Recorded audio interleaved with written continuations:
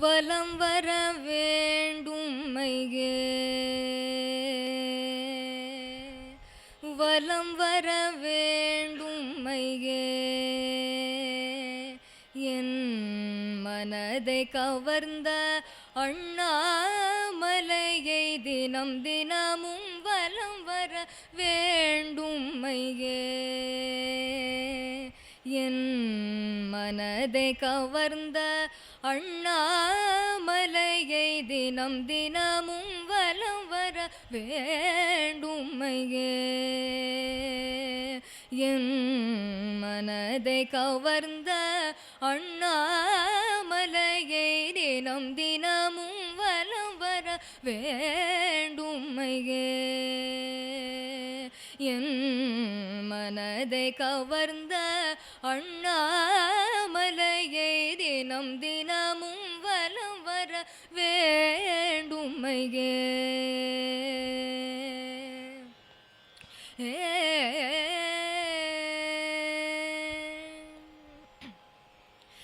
நலன் திகழ் ஞான ரமணபிரான், நலன் திகழ் ஞான ரமணபிரான், நலன் திகழ் ஞான ரமணபிரான், நலன் திகழ் ஞான ரமணபிரான், நலன் திகழ் ஞான ரமணபிரான், ஓர் வினாடி விலகாத ஞானமலையை நானும் நலன் திகழ் ஞான ரமணபிரான், ஓர் வினாடி விலகாத ஞானமலையை நானும் வலம் வர வேண்டும் மையே, என்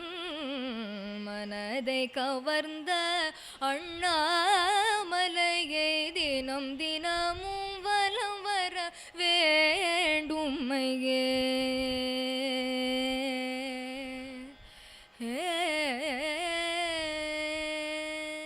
நமः பரமர்ஷிभ्यो நமः பரமர்ஷிभ्यः ஹரிः ஓம். अन्तरायतिमिरोपशान्तये शान्तपावनम् अचिन्त्यवैभवं तन्नरं वपुषि कुञ्जरं मुखे मन्महे किमपि तुन्दिलं महः. गुरुर्ब्रह्मा गुरुर्विष्णुः गुरुर्देवो महेश्वरः, गुरुः साक्षात् परं ब्रह्म तस्मै श्रीगुरवे नमः. ईश्वरो गुरुरात्मेति मूर्तिभेदविभागिने व्योमवद्व्याप्तदेहाय दक्षिणामूर्तये नमः. यस्यान्तन्नादिमध्यं न हि करचरणं नामगोत्रं न सूत्रं नो जातिर्नैव वर्णा न भवति पुरुषो नानपुंसं न च स्त्री, नाकारं नो विकारं न हि जनिवर्णं नास्ति पुण्यं न पापं, तत्त्वं नो तत्त्वमेकं सहजसमरसं सद्गुरुं तं नमामि. सदाशिवसमारम्भां शङ्कराचार्यमध्यमाम् अस्मदाचार्यपर्यन्तां वन्दे गुरुपरम्पराम्. मौनव्याख्या प्रकटितपरब्रह्मतत्त्वं युवानं वर्षिष्ठान्तेव सदृशिगणैरावृतं ब्रह्मनिष्ठैः आचार्येन्द्रं करकलितचिन्मुद्रमानन्दरूपं स्वात्मा रामं मुदितवदनं दक्षिणामूर्तिमीडे. वेदान्तार्थविभासकाय यतये शान्ताय सन्न्यासिने नानावादिनगेन्द्रसङ्घपवये योगीन्द्रवन्द्याय च मोहध्वान्तदिवाकराय भगवत्पादाभितां बिभ्रते. तस्मै भाष्यकृते नमोऽस्तु सततं पूर्णाय बोधात्मने. அபார சச்சித் சுகபாரிராசேः யஸ்யோர்மிமாத்திரம் புவனம் சமஸ்தம் குஹாஹிதம் தம் ரமணம் கபீரம் சிந்தாவிஹீனம் ஹிருதி சிந்தயாமி. தேஹம் மிருண்மயவஜ்ஜடாத்மகமஹம் புத்திர்ன தஸ்யாஸ்த்யதோ நாஹம் தத்ததபாவசுப்திசமயே சித்தாத்மசத்பாவதः. கோஹம் பாவயுதः குதோ வரதியா திருஷ்ட்வாத்மனிஷ்டாத்மனாம் சோஹம் ஸ்பூர்த்திதயா அருணாச்சலசிவः பூர்ணோ விபாதி ஸ்வயம். கருணாபூர்ணசுதாப்தே கபலிதघनविश्वरूप किरणावल्या अरुणाचलपरमात्मन् अरुणो भवचित्तकञ्जसुविकासाय त्वयि अरुणाचल सर्वं भूत्वा स्थित्वा प्रलीनमेतच्चित्रम्. हृद्यहमित्यात्मतया नृत्यसि भोः ते वदन्ति हृदयं नाम अहमिति कुत आयातीत्यन्विष्यान्तः प्रविष्टयात्यमलधियाम् अवगम्य स्वं रूपं शाम्यत्यरुणाचलत्वयि नदीवाब्धौ त्यक्त्वा विषयं बाह्यं रुद्धप्राणेन रुद्धमनसान्तस्त्वां ध्यायन् पश्यति योगी दीधितिम् अरुणाचलत्वयि महीयं ते. त्वय्यर्पितमनसा त्वां पश्यन् सर्वं तवाकृतितया सततं भजते अनन्यप्रीत्या स जयत्यरुणाचलत्वयि सुखे मग्नः. हृदयकुहरमध्ये केवलं ब्रह्ममात्रं ह्यहमहमिति साक्षात् आत्मरूपेण भाति. हृदि विषवनसा स्वं चिन्वता मज्जता वा पवनचलनरोधादात्मनिष्ठो भवत्वं. चूडोत्तं सितचन्द्रचारुकलिकाचञ्जत्शिखाभास्वरो लीलादग्धविलोलकामशलभश्रेयो दशाग्रे स्फुरन् अन्तःस्फूर्जतपारमोहतिमिरप्राग्भारमुच्चाडयन् चेतः सद्मनियोगिनां विजयते ज्ञानप्रदीपो हरः.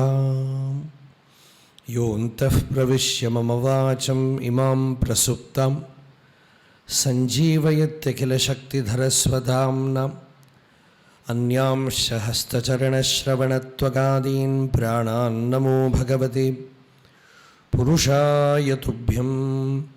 कञ्चित्कालमुम् उमामहेश भवतः पादारविन्दार्चनैः कञ्चिद्ध्यानसमाधिभिश्च नुतिभिः कञ्चित्कथाकर्णनैः कञ्चिदवेक्षणैश्च नतिभिः कञ्चिद्दशाम् ईदृशीं यः प्राप्नोति मुदां त्वदर्पितमनो जीवन् समुक्तः खलु.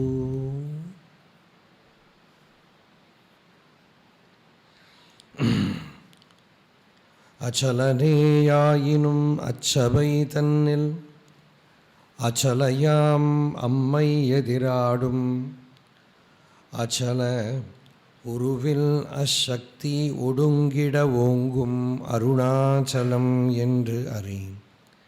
சத்திய சித்சுகம் அன்றி பரவுயிர் சார ஐக்கியம் அர்த்தம் அத்தத்துவமசி அருணப் பொருளாம் அச்சலத்து அர்த்தம் கனமது ஆகும் செவ்வாடக ஆரொளியாம் முக்தி நினைக்க அருள் அருணாச்சலம் உன்னிடவே.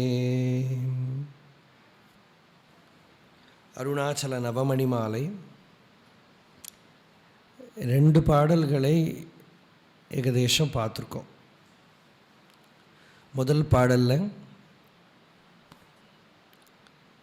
அச்சலமாயிருக்கிற ஆத்ம தத்துவத்தில் சலிச்சுட்டே இருக்கிற மனசை அர்ப்பணம் பண்ணுறது தான் அருணாச்சலம் அப்படின்னார் பகவான். அருணாச்சலம்னா சஞ்சலமாக இருக்கிற மனதை அச்சலமாக இருக்கிற ஸ்வரூபத்தில் அர்ப்பணம் பண்ணுறது. இதுதான் அருணாச்சல ஸ்வரூபம். அப்புறம் அருணாச்சலம்ங்கிற நாமத்தையே மகா வாக்கியம் அருணாச்சலத்துக்கு அர்த்தமே பகவான் சொன்னார். இப்போ இங்கே வந்து ஒரு விதமாக சொன்னார். அக்ஷரமண மாலையில் தமிழ்லேயே அர்த்தம் சொல்லுவார். தானே தானே தத்துவம் இதனை தானே காட்டுவாய் அருணாச்சல அப்படின்னு அருணாச்சல நாமத்துக்கு அர்த்தம். அக்ஷரமண மாலையில் தான் என்பதே அருணாச்சலத்துக்கு நாமத்துக்கு அர்த்தம் அப்படின்னு. நான் என்று இதயம் நடித்திடுவையால் உன் பேர் தான் இதயம் என்றிடுவர் தாம் அப்படின்னு. ஹிருதயத்தில் நான் நான் நான் எது அனுபவஸ்வரூபமாக இருக்கோ, ஸ்பூர்த்திங்கிறேன் இல்லையா, அந்த ஸ்பூர்த்தியே அனுபவஸ்வரூபமாக இருக்குது. கேவல அனுபவம். நம்ம உலகத்தை பார்க்குறோம், நம்ம என்ன நினச்சிக்கிறோம், உலகத்தை அனுபவிக்கிறோம் நினச்சிக்கிறோம். ஆனால் வாஸ்தவமாக ஆத்மாவைத்தான் அனுபவிச்சுட்டு இருக்கோம். ஆனால் ஒரு ஸ்க்ரீனில் சினிமா தெரிகிற போது ஸ்க்ரீனை யாரும் பார்க்க மாட்டா, சினிமாவை தான் பார்ப்பா. அதுபோல் சுத்தமான அனுபவத்தில் நாமரூபங்கள் தெரியறதுனால நாமரூபத்தை தான் பார்க்குறோமே தவிர சுத்தமான அனுபவத்தை பார்க்கல. அந்த சுத்தமான அனுபவத்தை தெரிஞ்சுக்கிறதுக்கு தான் முடியும். இப்போ அந்த சுத்தமான அனுபவத்தில் தான் நாமரூபங்கள்லாம் தெரியறது, உருவங்கள்லாம் தெரியறது, எல்லாம் தெரியறது. நான், நீ, அவன் என்னெல்லாம் இருந்தாலும் இங்கே அந்த முப்புடிங்கிறது திரிபுடிங்கிறது இல்லை, இருக்கிறது ஏகமேவ அத்விதீயம். இரண்டு இல்லாத ஒரு பொருள் தான் இருக்குது, எப்போதும் உள்ளது, அவ ஏகாத்ம வஸ்துவே அப்படின்னு. இதான் முடிவில் பகவான் எழுதின பாட்டு, ஏகாத்ம பஞ்சகம்னு பேர் இதுக்கு. எப்போதும் உள்ளது அவ ஏகாத்ம வஸ்துவே. அந்த ஏகாத்ம வஸ்து தான் எப்பவும் இருக்குது. What exists is that non-dual truth always, whether in the state of ignorance or in the state of knowledge. கயரை பாம்பாக பார்த்ததுனால கயர் ஒன்றும் பாம்பாகாது, அதுக்கு கயறு தான். அது மாதிரி ஜகத்தை ஆத்மஸ்வரூபமாக தெரியல, ஜகத்தாக தெரிஞ்சதுங்கிறதுனால அது ஆத்மாவும் இல்லாமல் ஆகிறதுல அது ஆத்மா தான். அதனால தான் நம்ம இப்போ விஷ்ணு சஹஸ்ரநாமம் எல்லாருக்கும் தெரியும், நிறைய பேருக்கு. முதல் நாமத்திலே முடிஞ்சு போச்சு, விஸ்வஸ்மை நமஹா அப்படின்னு முடிஞ்சு போச்சு. விஸ்வமே அவனோட ஸ்வரூபம் தான் அப்படி. ஏன்னா அவனை தவிர அந்நியமான ஒரு பொருள் இல்லை. இது தெரிஞ்சுன்னுட்டானா இவன் தியானத்திலேருந்து முழிச்சுண்டாலும் இவனுக்கு தியானம் கலையாது. அப்போ தான் இவனுக்கு சகஜாத்ம நிலைன்னு சொல்கிறோம், நம்ம சகஜாத்ம நிஷ்டைன்னு சொல்கிறோம். ஏன்னா எல்லா விஷயங்களையும் பார்த்துட்டு இருந்தாலும் பேதம் இல்லை, எல்லா விவகாரங்கள் பண்ணிட்டு இருந்தாலும் அந்த வேற்றுமை இல்லை, சகலத்துக்குள்ளேயும் அவாவா தர்மத்துக்கு தகுந்தபடி இருந்தாலும் கூட ஒன்றும் பேதம் இல்லாமல் சகலதும் ஆத்மஸ்வரூபமாகவே தெரியக்கூடிய நிலை. உன்னிடத்தில் ஒப்புவித்த உள்ளத்தால், அதுதான் முதல் ஸ்டெப்பு. முதல் ஸ்டெப் என்னென்னா இந்த உள்ளத்தை உன்னிடத்தில் ஒப்புவிக்கணும். அப்படின்னாக்கா உள்ளம்னா மனசை ஹிருதயத்துக்குள்ள ஆத்மஸ்வரூபத்தில் சாந்தம் பண்ணணும். இதுக்கு தான் நாம் தியானம்ங்கிறோம், யோகம்ங்கிறோம், சமாதிங்கிறோம். உன்னிடத்தில் ஒப்புவித்த உள்ளத்தால் எப்பொழுதும் உன்னை கண்டு. சாதாரணமாக நம்ம தியானம் பண்ணுறதை மட்டும் அனுபவம், தியானத்தை கலைஞ்சு விட்டானா போச்சு. எப்பொழுதும் உன்னை கண்டு எல்லாம் உன்னுருவாய். இந்த எல்லாம்ங்கிறது இருக்குது பாருங்க, அது ஒரு பிரமை தான். இருக்கிறது ஒன்று தான், ஆனால் எல்லாம் தெரியறது. எல்லாம் உன்னுருவாய் அந்நியமில் அன்பு செய்யும் அன்னோன். ஆத்மாவில் இருந்து அந்நியமான ஒரு பொருளே அவனுக்கு தெரியலை. தன்னிலிருந்து அந்நியமாக ஒரு வஸ்துவையே பார்க்கல. இந்த நிலை எப்படி புரியும்? இது ஞான தெளிவில் தான் புரியுமே தவிர வேறு வழி கிடையாது. அப்போ தான் புரியுது. ஆத்மாவாகவே எல்லாத்தையும் பார்க்குறாருன்னா என்ன, ஆத்மஸ்வரூபமாகவே பார்க்குறாருன்னா என்ன. இப்போ நம்ம கையில் இந்த பக்கம் சொரிஞ்சு தான் இந்த கை முதல்ல திங்க் பண்ணி, இந்த கையும் நானும் ஒரே பாடியில் தான் இருக்கோம், அதனால் இடது கையில் சொரியறது. நான் வலது கை போய் ஹெல்ப் பண்ணினா தான் அந்த இடது கை எனக்கு சொரிஞ்சா ஹெல்ப் பண்ணும். இப்படியெல்லாம் திங்க் பண்ணிட்டா பண்ணுறது இல்லை இல்லையா? ஸ்பான்டனியஸாக அது போயிட்டு வேலை பண்ணுறது. ஏன்னா இதுதான் ஆத்மபாவம். ரெண்டும் வித்தியாசமே இல்லாமல் ஒரே அறிவு, ரெண்டுக்கும் பின்னால் காரியம் பண்ணி ஸ்பான்டனியஸாக நடக்கிறது, நிசர்க்கமாக நடக்கிறது இல்லையா? ஆனால் அஜ்ஞான தசையில் நம்ம எல்லாமே வியாபாரம்தான். நீ என்னோட ஆற்றுக்கு ஒரு ஹெல்ப்புக்கு வந்தால் நான் உன் வீட்டுக்கு வருவேன். நீ என்னோடய வீட்டில், எங்கள் வீட்டில் ஒரு விசேஷம் நடந்து நீ வரலைன்னாக்கா நான் வரமாட்டேன். என் வீட்டில் ஒரு கல்யாணம் நடந்தால் நான் வரேன். எனக்கு குழந்தை பிறந்து உனக்கு குழந்தை இருந்தால் நான் வருவேன். நான் செத்து போனால் நீ வந்தால் தான், நீ செத்து போனால் நான் வருவேன்னு சொல்கிறதில்ல, முடியல. அது கூட பார்த்துட்டு இருப்பாளோ என்னவோ தெரியாது. கரெக்டாக இதெல்லாம் தான் உலக வியாபாரம் இல்லையா? அப்படி இல்லாமல் சகலதையுமே சகஜமாக தன்னோட ஸ்வரூபமாகவே பார்க்கறது பூர்த்திங்கிறது. ஜயதி அப்படின்னார். ஜயதி வெல்கும், அருணாச்சலா வெல்கும். வெல்கும்னாக்கா அங்கே ஞானம் ஜெயத்தை அடைஞ்சுடுத்துன்னு அர்த்தம். அப்படின்னா அதுக்கப்புறம் நம்ம ஒன்றும் பண்ணுறதுக்கு இல்லை. ஜஹி அஸ்திரம் அப்படிங்கிறது பாகவதம். ஜஹி சஸ்திரம் அப்படிங்கிறது ஒரு மண்வெட்டி எடுத்து மண்ணை கிளச்சாச்சுன்னா, அந்த வேலை முடிஞ்சாச்சுன்னா மண்வெட்டியை தூக்கி போடுற மாதிரி அந்த அடைய வேண்டிய ஞானத்தை அடைஞ்சதுக்கப்புறம் உபயோகப்படுத்தின யுக்தி, விசாரம், மனன, நிதி, தியாசனம் எல்லாத்தையும் விட்டு சகஜமாயிடுறான். அப்போ அந்த நிலையை அடைய முதல்ல மனதுக்கு ஆத்மஸ்வரூபத்துக்கு பழகணும். ஆத்மஸ்வரூபத்தை பழகிறதுக்கு ஆத்மஸ்வரூபத்தை முதல்ல கேட்கணும். ஸ்ரோதவ்யா, அதை காதால் வாங்கிக்கணும். எப்படி வாங்கிக்கிறது, எப்படி கேட்கறது? வேதாந்த குருமுகமாக நாம் ஸ்ரவணம் பண்ணுறோம். ஸ்ரவணம் பண்ணினதுக்கப்புறம் தெரியறது நமக்கு, இது உடம்பு இல்லை, மனசு இல்லை, இந்த நான் அப்படிங்கிற அனுபவத்தோட ஸ்வரூபம் என்ன அப்படிங்கிற ஒரு கேள்வி ரூபமாக மனனம் நடக்கிறது. மனனம்ங்கிறது என்னென்னா, இந்த நான்கிறது என்ன அப்படின்னு உற்று பார்க்கறது. உன்னி அப்படின்னார் போன பாடலில். உன்னிடவே அப்படின்னார். உள்ளுகிறது எல்லாம் தமிழ் வார்த்தை அதுக்கு, தியானத்துக்கு. அப்படி உன்னி ஹிருதயத்துக்குள்ளே பார்க்க, உற்று பார்க்க,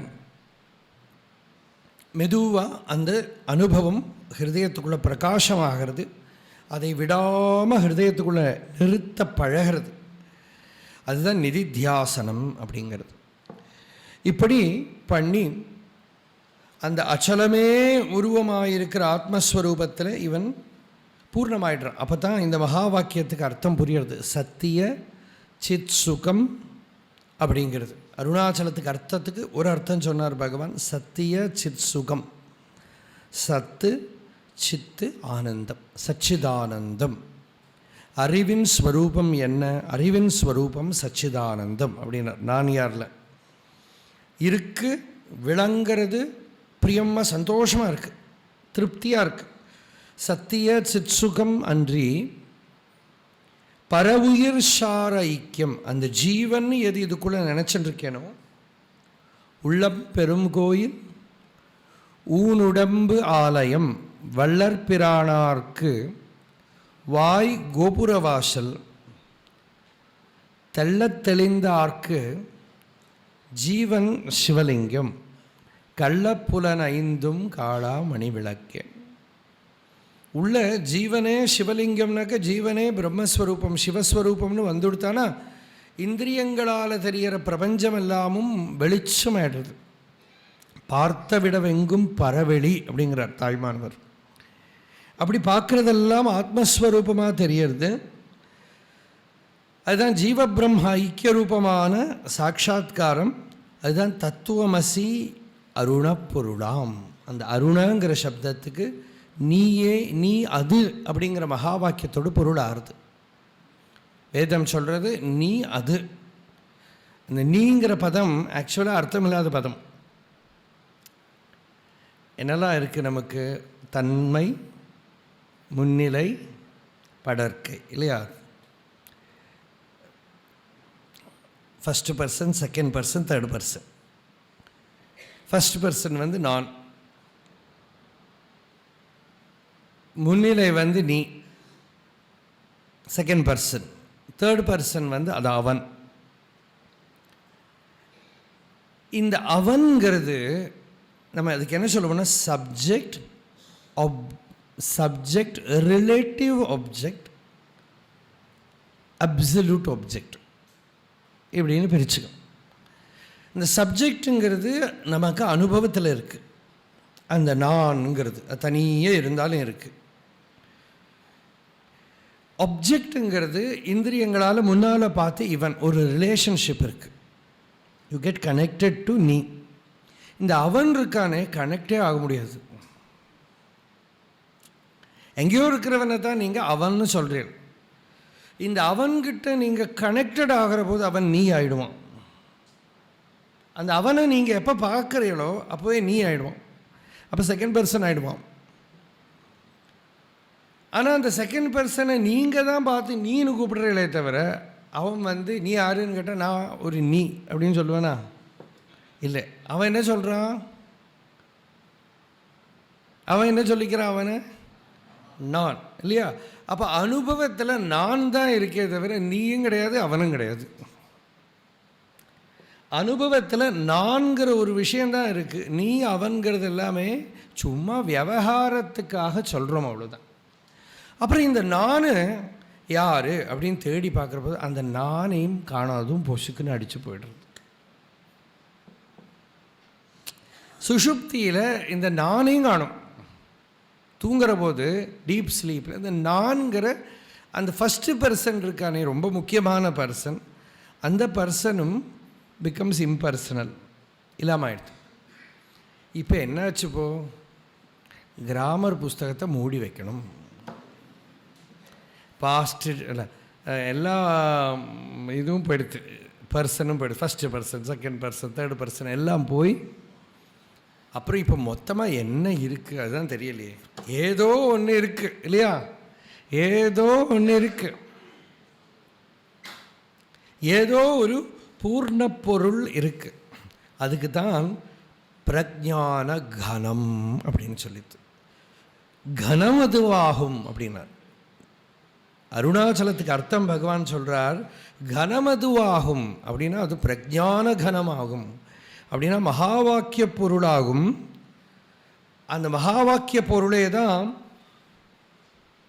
செம்பொருளாக ஹிருதயத்துக்குள்ளே பிரகாசிக்கிறது. செவ்வாடக ஆரொளியாம் அப்படின்னா ஹிருதயத்துக்கு தான் செவ்வாடக, அந்த ஹாட்டகம், இந்த ஸ்வர்ண வர்ணம் காட்சிய பொன் பொருள்.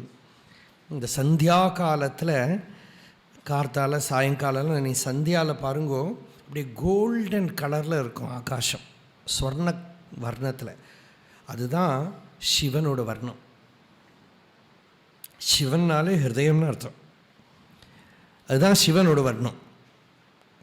சிவனுக்கு இருக்கிற கலரே சந்தியாரம்ப விஜృంభిதம் அப்படின்னு சிவானந்த லஹரியில் பகவத்பாதால் ஒரு சித்திரம் வரைக்கிறா பாருங்க. அந்த யோகத்தில் சந்தியாரம்ப விஜృంభిதம் ஸ்ருதிசிரஸ்தானாந்தராதிஷ்டிதம் சப்ரேம பிரமராபிராமம் அசகிருத் சத்வாசனாசோபிதம் போகீந்திராபரணம் சுமனசம்சேவ்யம்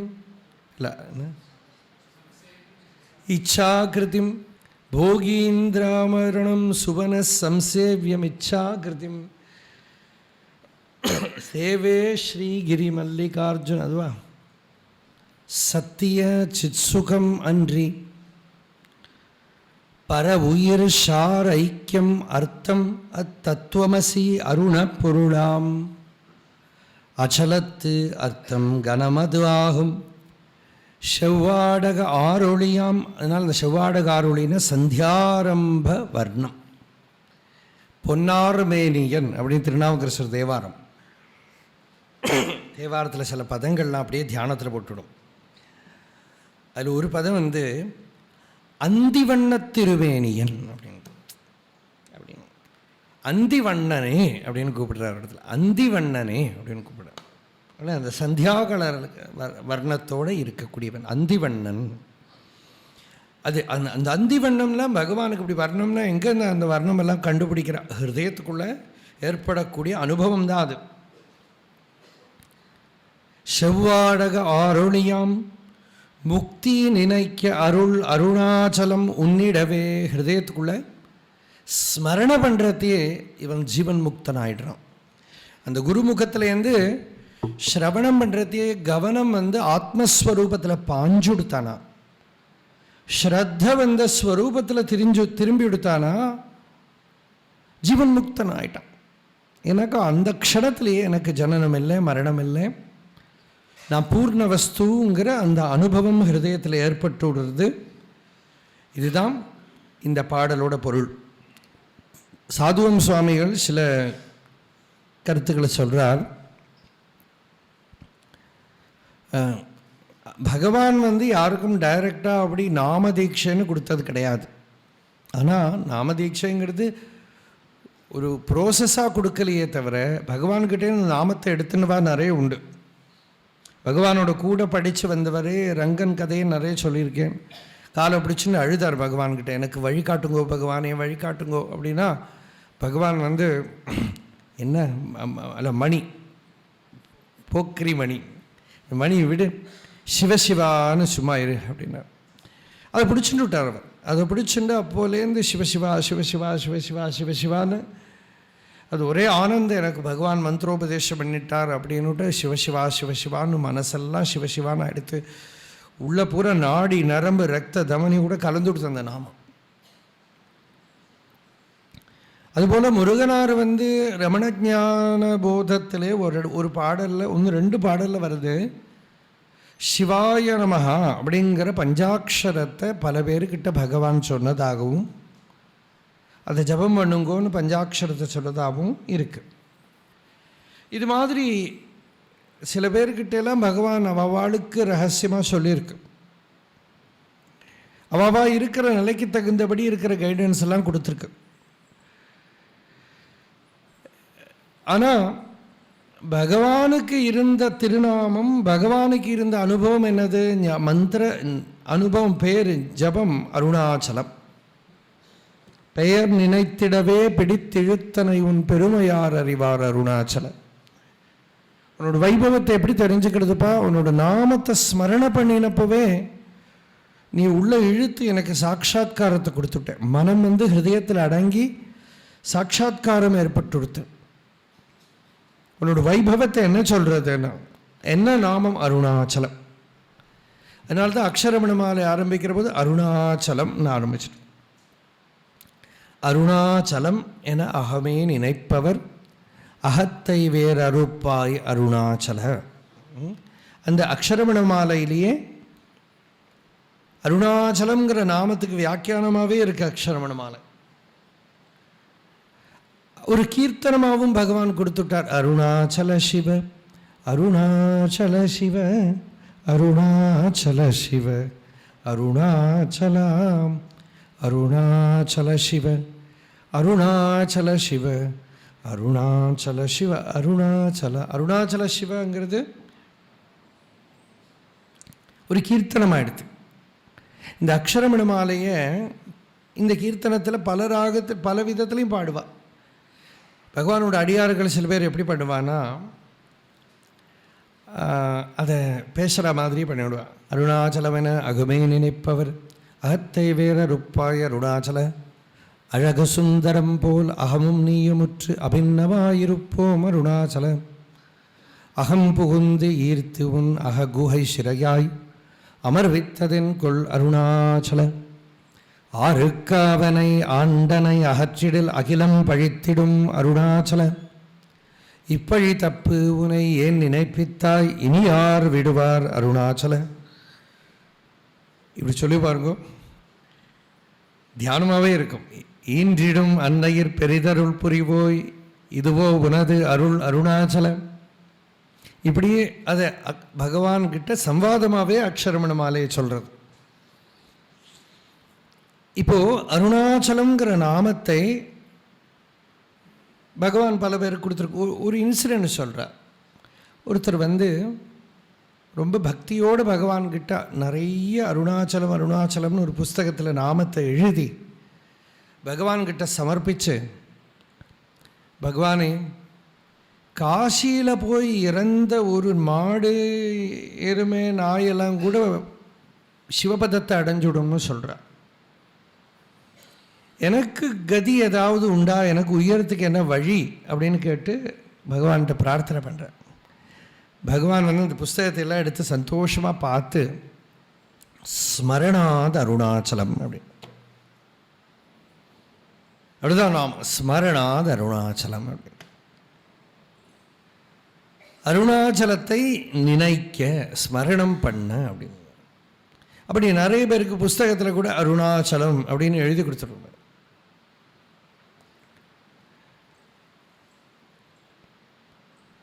தனக்கு பேர் போட்டுக்கிற போதும் பகவான் அருணாச்சல ரமணன், அருணகிரி ரமணன். இப்போது அருணாச்சல பஞ்சரத்னத்தை சம்ஸ்கிருதத்தில் தான் பகவான் முதல்ல எழுதினார். அதுக்கு ஒரு கொடோஃபோன் மாதிரி பின்னால் தேவராதர், காவியகண்டரோட சிஷ்யர் தேவராதர் ஒரு ஸ்லோகம் எழுதினார். அந்த ஸ்லோகத்தில் ஸ்ரீமத் ரமண மகர்ஷேஹே தர்ஷனமிதம் அருணாச்சலஸ்ய தேவகிரா பஞ்சகம் ஆர்யாகீதௌ ரத்னம் து இதம் ஔபனிஷதம் ஹி. அந்த ஸ்ரீமத் ரமண மகர்ஷிக்கு ஏற்பட்ட தர்ஷனம் இந்த அருணாச்சல பஞ்சரத்னம். ஸ்ரீமத் ரமண மகர்ஷேஹே தர்ஷனமிதம் அருணாச்சலஸ்ய பஞ்சகம். அது என்ன சந்தஸில் இருக்குன்னா ஆர்யாகீதின்னு பேர். இந்த ஆர்யாகீதிங்கிற சந்தஸில் எழுதுறதுக்கு காவியகண்ட முனி, காவியகண்டருக்கு எழுச்சு ஸ்தோத்திரம் எழுதுறது அவர் கொஞ்சம் பாடுபட்டு இருந்தார். அதை ட்ரை பண்ணி பார்த்துட்டு இருந்தார் அவர். ஏன்னா தமிழ் இந்த வெண்பாது அதை எழுதி பார்த்தார் அவர், வரல. அப்போ தான் பகவான் இது எழுதுறது கருணாபூர்ண சுதாப்தே கபலித கன விஸ்வரூபான்னுட்டு. இதில் அருணாச்சலஸ்ய ஸ்ரீமத் ரமண மகர்ஷேன்னு போட்டார் இல்லையோ, பகவானே அதை தமிழில் பண்ணித்து. அந்த முத்தாய்ப்பு பகவான் தமிழில் பண்ணி அருணகிரி ரமணன் ஆரியத்திற்கண்ட, இவர் ஸ்ரீமத் ரமண மகர்ஷேன்னு போட்டார். பகவான் அதை போடுற போது அருணகிரி ரமணன் ஆரியத்திற்கண்ட, கண்டன மந்திர தரிசனம். அருணகிரி ரமணன் பாருங்கோ தேவகிரான்னு அதில் சம்ஸ்கிருதத்தில் போட்டார். நமக்கு இதெல்லாம் ஒரு உபதேசம் மாதிரி. தேவகிரான்னு போட்டார். தேவாளோட பாஷை அப்படின்னு, தேவ பாஷைன்னா வேதம் இருக்கிற பாஷைன்னு அர்த்தம். அவ்வளோதான்.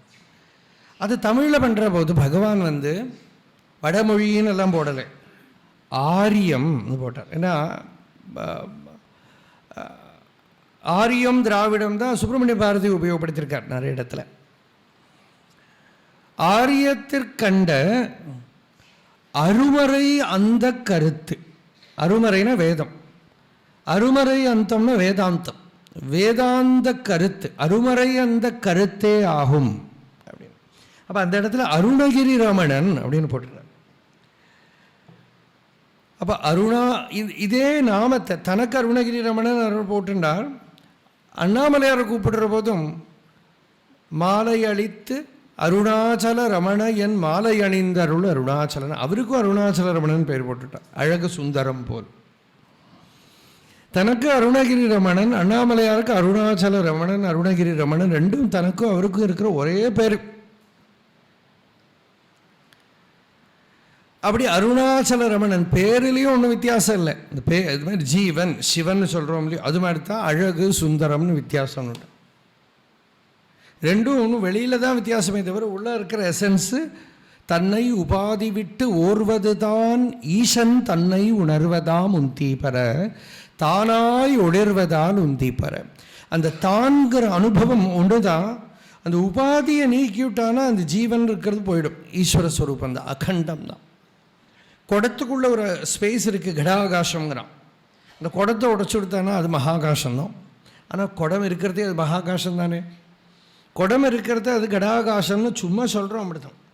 அது மாதிரி இந்த உள்ளே இருக்கிற வஸ்து நினைக்க முக்தி அருளும் அப்படின்னா அதை ஒன்று ஸ்மரண பண்ணுற மாத்திரத்தில் அது முக்தியை கொடுத்துடும். அதுக்கு ஒரு நாமம் கொடுத்தாரு, அருணாச்சலம் அப்படின்னு ஒரு நாமம். அந்த அருணாச்சலம்ங்கிறது ஒரு நாமம், அருணாச்சலம்ங்கிறதே மகா வாக்கியம். அதை ஸ்மரண பண்ணுறதே இவனுக்கு முக்தி. முக்தினா எங்கேயாவது போயிட்டு போக வேண்டாம், ஆத்மாவோட ஸ்வரூபந்தான் முக்தி. ஆத்மஸ்வரூபத்தை தெரிஞ்சுட்டோமானால் முக்தி தான். ஆத்மஸ்வரூபத்தில் அறிவு மட்டும்தான் பாயுமே தவிர அனுபவம் எதுவும் பாயாது. அனுபவங்கள் எல்லாம் வந்துட்டு போயிடும். நீங்கள் நம்ம சாதாரணமாக கூப்பிடுற அனுபவம், வெளிச்சம் பார்த்தது, சிவன் வந்தான், விஷ்ணு வந்தான், கிருஷ்ணன் வந்தான், மணி அடித்தது, என்னெல்லாமோ சொல்லுவாளே இல்லையா. யோக அபியாசம் பண்ணி நம்ம ராமகிருஷ்ண ஆசிரமத்தில் நிறைய வருஷம் முன்னாடி ஒரு நல்ல பக்குவமான சுவாமிகள், அவர்கிட்ட வந்து ஒருத்தர் கேட்டார், சுவாமிஜி ஐ ஆம் ப்ராக்டிஸிங் யோகா. ஓ வெரி குட் அப்படின்னு. அப்போ இவர் சொன்னார், Swamiji they say when you progress in meditation you will hear the bell sound. Are you hearing bell sound? நீங்கள் மணி அடியெல்லாம் கேட்குறதா உங்களுக்கு? மணி அடிக்கிறவன் சுவாமிஜி கேட்குற டெய்லி எவ்ரிடே அப்படின்னா எப்படி இருக்கும்? இல்லை காத்தால 7 மணிக்கு கேட்கும், மத்தியானம் 12 மணிக்கு கேட்கும், சாயந்தரம் 4 மணிக்கு கேட்கும். அது ஆசிரமத்தில் சாப்பாடுக்கெல்லாம் மணி அடிப்பா, பிரேக்ஃபாஸ்ட்.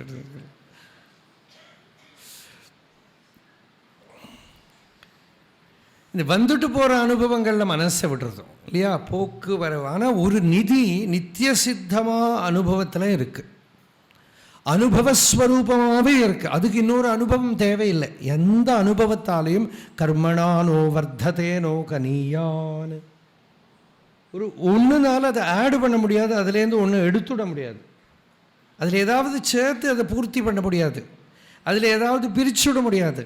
அது பூர்ணமாக அப்படியே அப்படியே சும்மா பொருந்திடங்க அருணாச்சலாங்கிற. சும்மா உட்காருப்பாங்க, அது பூர்ணமாக இருக்க தெரிஞ்சுன்னு சும்மா பொருந்திடங்க அருணாச்சலம். தானே தானே தத்துவம். இதெல்லாம் தான் மகா வாக்கியம். அந்த எது உள்ள விளங்கின்றே இருக்கோ அதுதான் தத்துவம். உணர்ந்து அப்படியே இரு, அதுவாகவே இரு. அப்படி இருக்க நினைக்கங்கிறதுக்கு என்ன அர்த்தம்? ஸ்மரணாத் அருணாச்சலம்னு எழுதி கொடுத்தார், இங்கே நினைக்கன்னு எழுதினார் இல்லையா. அந்த ஸ்மரணாத் அருணாச்சலம் நினைக்க முக்தினாக்கா ஆத்மா நித்திய முக்தம். நீங்கள் நம்பினாலே போரும். என்னத்தை எல்லாமோ நம்புகிறோமே, பேய் பூதம், நமக்கு கெடுதலானது எல்லாம் நம்புகிறோம், யூஸ்லெஸ்ஸாக இருக்கிறதையும் நம்புகிறோம் இல்லையா. பூமி ரவுண்டாக இருக்குது, நம்ம பறந்துருக்கு, ஒன்றும் நம்ம பார்க்கவே இல்லை. அது எப்படியானா ஒரே போல தான் நடக்கிறோம்.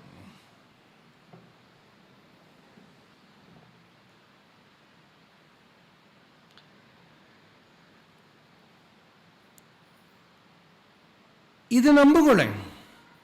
நீங்கள் ஆத்மஸ்வரூபம் நம்புங்கோ, நீங்கள் பூர்ணம் நம்புங்கோ. நீங்கள் அது நம்பாட்டாலும் அதுவாக தான் இருக்கேன், நம்பினா அந்த ஆனந்தம் வரும். அதில் நம்பிக்கை விசாரம் பண்ணுறதுக்கு இந்த ஹெட் ஆஃபீஸ் லீவ் ஆக்குமானா இப்படியாவது பண்ணலாமோ இல்லையோ. விசாரம் பண்ணுறதுன்னா சில பேருக்கு ரொம்ப கஷ்டம், அதெல்லாம் முடியலை, ஹெவி ஒர்க். அப்போ சரி என்ன பண்ணலாம்? நம்ம விஸ்ராந்தி உள்ள ஒரு விஸ்ராந்தி வந்துடும். நான் ஆத்மாவே முக்தி, நினைக்க முக்தி, ஆத்மஸ்வரூபத்தை ஸ்மரண பண்ணுறதே முக்திங்கிறது நித்திய சித்தமாக இருக்குன்னு பகவான். இப்படி 2 பாடல் ஆச்சு. அடுத்த பாடல் ரொம்ப அழகான ஒரு பாட்டு. அருணாச்சலத்தில் ஒரு கருணாகர பரமன் அருணாரவிந்த பதமே பொருள் நாடு சுற்றமொடு வருணாதி பற்றி உளம் மருள் நாடலற்று நிதமும் தெருள் நாடுளத்தினில் நல் அருள் நாடி நிற்கும் அவர் இருள் நாசமுற்று புவிமேல் தருணாருணக்கதிரின் அருள் நாளும் முற்று சுக வருணாலயத்தில் இழிவார். பதத்துக்கு பதம் அழகா இருக்கு. அருணாச்சலத்தில் உரு கருணாகர பரமன். பகவானுக்கு ஹிருதயம் அப்படி உருகியிருக்கணும் அந்த பாடல் எழுதுறது. அண்ணாமலையில் யார் இருக்கா? ஈஸ்வரன். அருணாச்சலத்தில் உரு கருணாகர பரமன். அருணாரவிந்த பதமே, அவனோட அருணமான அரவிந்தம். அரவிந்தம்னா தாமரை, அருணம்னா செந்தாமரைன்னு அர்த்தம். இதெல்லாம் ஒரு ஒரு ஒரு தாமரை மாதிரி காலு இல்லையா? அப்போ பாகவதத்தில் வரும் தாமரை மாதிரி முகம், தாமரை மாதிரி காலு. அப்படியே சித்திரம் வரைச்சா அப்படி இருக்குமா? செந்தாமரை குளம் போல மேனி இருக்கிறவன் அப்படின்னு திருவாசகத்தில் பரமேஸ்வரனை பாடுறார். ஒரு குளத்தில் நிறைய செந்தாமரை, சிவந்த தாமரை. அந்த தாமரையை பார்த்தா ஈஸ்வரன் இப்படி இருக்கான் அப்படின்னு தோன்றுதான். அவனோட வர்ணம் அப்படி இருக்கான். அந்த செந்தாமரை போல வர்ணமுடைய வேணியவன். இப்போ செவ்வாடக ஆரோளி நிறைய இது மாதிரி தான். இதெல்லாம் போய் ஆராய்ச்சி பண்ணிட்டு இருக்கக்கூடாது. இது கேட்குற போதே தியானம் வரணும், இல்லாட்ட விட்டுடணும்.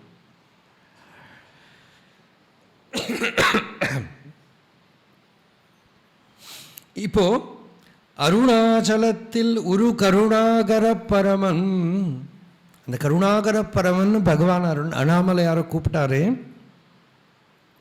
அந்த கிராட்டிடியூட், என்னை நீ காப்பாத்தினியே பகவானே, இதுக்கு மேலே ஒரு கருணை என்ன பண்ண முடியும் தான் பக்தனுக்கு பாவம். எப்படி காப்பாத்துறது? ஆத்ம ஞானத்தை கொடுத்து காப்பாத்தினியே. நீ மட்டும் எனக்கு இந்த ஞானத்தை இல்லாட்டா ஒரு பக்தி மார்க்கத்தை, அத்தியாத்ம மார்க்கத்தை கொடுக்கலையானால், பகவான் நேற்றுக்கு அந்த பாடல் சொன்னோமே, பாழினில் விழுந்து, அந்த பாழில் விழுந்து போயிருப்பேனே பகவானே அப்படின்னு நம்ம நினச்சி பார்த்து அதை நினச்சாலே நமக்கு உருகல் வந்துடும். நீ மாத்திரம் இதை கொடுக்கலைன்னா என்னோட கதி என்னவா இருக்கும்? என் கதி என்னாம் தானே கேட்குற. நீ அது இல்லைன்னா என் கதி என்னாம். நிறைய பேருக்கு ஒரு சந்தேகம் வருது, ஸ்பிரிச்சுவலாக ஒரு டவுட். ஞானிகள் எப்படி இந்த மாதிரி பாட்டெல்லாம் எழுத முடியும்?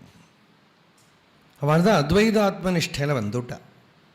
ஒரு பெரியவர் கூட என்கிட்ட அதை பற்றி பேசின்னு இருக்கிறது சொன்னார். சங்கராச்சாரியர் நிறைய ஸ்தோத்திரம் எழுதியிருக்கார், அதெல்லாம் அந்த அடையிறதுக்கு முன்னாடி தான் எழுதியிருக்க முடியும் அப்படின்னு நான் சொன்னேன். பகவான் எழுதியிருக்காரு, அடைஞ்சதுக்கு அப்புறம் தானே எல்லாம் எழுதியிருக்காரு. ஒன்றும் அடையிறதுக்கு சாதனை பண்ணின்லாம் இருக்கலையே, லாஸ்ட் வரை கூட எழுதியிருக்கார். அந்த ஈஸ்வரன் இப்போ ஞானிக்கு வர பக்திக்கு என்ன காரணம்? ஞானிகளுக்கு எங்கேருந்து அந்த பக்தி வர்றதுன்னா, அந்த ஞானிகள் எல்லாரும் ஒரு காரணம் சொல்கிறது என்னென்னா, ஞான நிஷ்டையிலே எப்பவும் இருந்தால் விவகாரம் இருக்காது,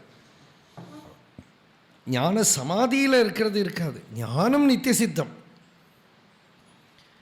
விவகார நிலையில் வரும்போது அவள் யாருக்கிட்ட வேணால் ஐடென்டிஃபை பண்ணிக்கலாம் ஒன்று. அது ஒரு காரணம். ஜீவன் முக்தானந்த லஹரின்னு ஒரு புஸ்தகம், ஒரு ஸ்தோத்திரம் சங்கராச்சாரியர் எழுதினது. ஜீவன் முக்தனோட ஆனந்தத்தை பற்றி சொல்கிறது. அந்த லௌகிகனுக்கு பார்த்தா லௌகிகனாவே ஆயிடுவானாம். ஒரு கணபதி பக்தனை பார்த்தா கணபதி பக்தன் ஆகிடுவான், முருகன் பக்தனை பார்த்தா முருகன் பக்தன் ஆகிடுவான். எல்லாருக்கிட்டையும் ஐடென்டிட்டி. அப்பப்போ யார் யார் இருக்காளோ அவாகிட்ட இருந்துட்டு அந்த ஆனந்தத்தை அனுபவிச்சுட்டு இருப்பான். இதுக்கு நல்ல திருஷ்டாந்தம் பெரியவா, காஞ்சி பெரியவா எந்தெந்த பக்தாள் வராளோ அவளாவே ஆயிடுவாள். அது பக்தன் மட்டும் இல்லை, ஒரு ஸ்தபதி வந்தால் ஸ்தாபத்தியத்தை பற்றி பேசுவார், சங்கீதக்காரன் வந்தால் சங்கீதத்தை பற்றி, டான்ஸுக்காரன் வந்தால் டான்ஸை பற்றி, ஏதேதோ ஊர்லேருந்து இருக்கிறவாள்லாம் வந்து அந்த ஊரில் இருக்கிற விசேஷத்தை பற்றி, இப்படி பார்க்குறவாகிட்டெல்லாம் ஐடென்டிஃபை பண்ணிக்கிறதுன்னு ஒரு ஒரு விபூதி அவாகிட்ட. ஆனால் பூர்ண பிரம்மனிஷ்டர்களாக இருந்துட்டு இந்த கிருதிகளெல்லாம் எழுதுறதுக்கு இன்னொரு காரணம் என்னென்னா, அந்த ஞான நிலையை அடைஞ்ச ஒரு நிர்வதி வந்துடுத்தோ இல்லையோ, அந்த நிர்வதிக்கு ஹேதுவாக இருந்த அந்த குரு தத்துவத்துக்கிட்ட இருக்கிற கிராட்டிடியூடு, நன்றி. அந்த கிராட்டிடியூடு தான் பக்தியாக பொங்கி பொங்கி வருது. சரணாகதி பண்ணுறதுக்கு ஒரு இடம் வேணும். அந்த சரணாகதி பண்ணுறதுக்கு ஒரு இடம். இப்போ மீரா வந்து எங்கேயோ ஒரு ராஜாவோட குழந்தை பிறந்தா, அவள் பக்குவமாக இருந்திருக்கான். அந்த கோஸ்வாமிகள் போய் ஒரு கிருஷ்ண பொம்மையை கொண்டு வச்சா அந்த கிருஷ்ண பொம்மைக்கு சரணாகதி பண்ணிட்டு, ஒரு கிருஷ்ண சின்ன விக்கிரகம் கிரிதாரி, அதை கொண்டு வச்சதுமே அந்த கிரிதாரிக்கு தன்னை அர்ப்பணம் பண்ணிட்டு விட்டா முடிஞ்சு போச்சு. அப்புறம் வாழ்க்கை பூரா என்ன, அந்த கிரிதாரியை பாடுறது தான்.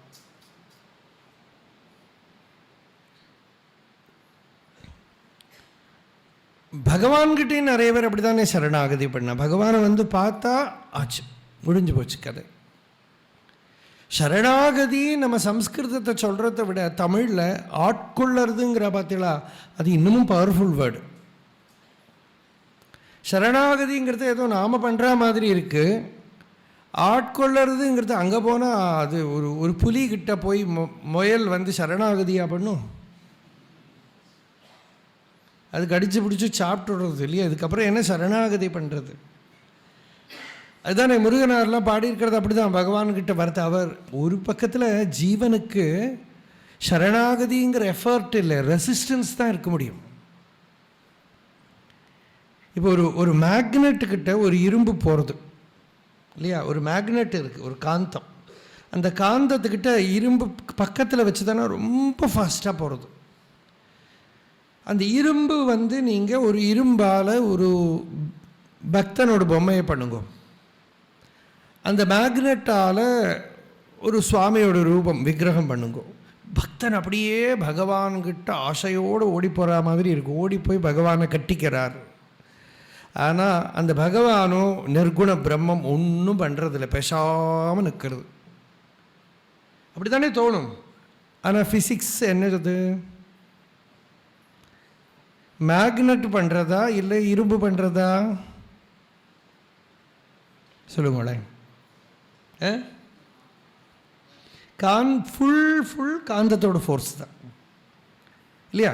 இரும்போட ஃபோர்ஸ் இருக்கும், இருக்குது. இரும்போட ஃபோர்ஸ் என்னென்னா ரெசிஸ்டன்ஸ், போகாமல் இருக்கிறதுக்கு பார்க்கும். அது அந்த மேக்னெட்டிக் ஃபீல்டுலேருந்து வெளியில் கொண்டு வச்சா போகாது. அந்த மேக்னெட் ஃபீல்டு கிட்டக்க வந்தால் தான் அது போகுமே தவிர, அந்த ஃபீல்டுலேருந்து வெளியில் கொண்டு வந்து அதோட ego power it can resist, போகாமல் இருக்க முடியும். அந்த ஃபீல்டுக்குள்ளே போனால் அது மாட்டின்னுடும். இது மாதிரி தான் பக்தனோட லட்சணம். இந்த பக்தனோட அந்த ஈஸ்வரனோட சந்நிதி, குரு சந்நிதி, சத் சங்கம் போகிற போது மாட்டி. அதான் முருகனார் ஃபஸ்ட்டு டைம் பகவான்கிட்ட வந்துட்டு சொல்கிறார், வரப்படாதுன்னு நினச்சேன், தெரியாமல் வந்துட்டேன்னு புரிபடுத்துன்றது. கொள்ளக்கார கூட்டம், திருட்டு கூட்டம், இப்படியெல்லாம் புரிபடுத்துட்டே பாவம் அக்னி லிங்கத்தில் போய் உட்காந்துட்டார் அந்த குளத்தில். பகவான் முள்ள அப்படி கண்ணால் குஞ்சுசுவாமி விஸ்வநாத சுவாமி வந்து பார்த்தார். அவன் 2 பேரும் பின்னால் போய் புரிபடுத்துட்டே இருக்கு. ஆச்சு, என் காரியம் ஆச்சு, என்னோடய அம்மாவுக்கு நான் போயாச்சு, என்னோடய அம்மாவுக்கு நம்ம நான் கிடையாது, அம்மாட்ட ரொம்ப ஒட்டின்றவர் அவர், என்னோடய அம்மாவுக்கு நான் கிடையாது அப்படின்னு. அப்புறம் பாவம் போய் ஒரு விதமாக திருப்பி சென்னை போய் சேர்ந்து அடுத்த வெள்ளிக்கிழமை வந்துவிடுவார். அப்புறம் சாட்டர்டே ஆச்சு, சண்டே ஒரு 10 தடவை யாராவது ரயில்வே ஸ்டேஷன் வேறு கொண்டு விட்டுட்டு வருவான். அது கொண்டு விட்டவர் பின்னாலேயே திரும்ப வந்துடுவார். அப்புறம் ஒரு நாளைக்கு ட்ரெயின்லேருந்து கீழே குதிச்சுட்டார். அந்த போக முடியலை, அந்த பாவத்தில் போக முடியலை. இந்த ஆகர்ஷணம் இருக்குது பாருங்கோ, அது வந்து அத்தியாத்மமாக ஈஸ்வரனோட ஈர்ப்புக்குள்ளே வந்த அப்புறம் இங்கே இருக்கிற நியமம், தர்மம், சரி தப்பு, இது இப்போ பண்ணப்படாது, ஒன்றும் நிற்காது. இந்த டைமில் நீங்கள்லாம் வந்து இந்த அத்தியாத்ம மார்க்கத்துக்கு போகலாமா, எல்லாம் டியூட்டி எல்லாம் முடிச்சுட்டு போகணும். மரணத்துக்கிட்ட இது சொல்ல முடியுமோ? இப்போல்லாம் மறித்து போகப்படாதுப்பா, எல்லாம் டியூட்டி எல்லாம் பண்ணதுக்கு அப்புறம் தான் நீ செத்து போகலாம் அப்படின்னு போய் சொல்ல முடியுமோ? அது வந்தால் போயிடுறது இல்லையா? கிட்டத்தட்ட அது மாதிரி தான். அது மாதிரி அந்த ஈஸ்வரன் இழுக்கிறத, அதுக்கு அதோடான ஒரு நியமம் இருக்குது.